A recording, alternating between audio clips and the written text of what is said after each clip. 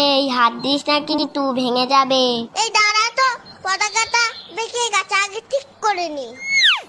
এই জগন্নাথ ঠাকুরটা বাঁদিকে রাখ। না, জগন্নাথ ঠাকুর ডান দিকেই থাকে। বলছি বাঁদিকে রাখ, তুই বেশি জানিস। ঠিক আছে, তাহলে মাকেই জিজ্ঞাসা করে নি। মা, জগন্নাথ ঠাকুর কোন পাশে থাকে? বাঁদিক না ডান দিক? তোমার সামনে থেকে ডান দিকে।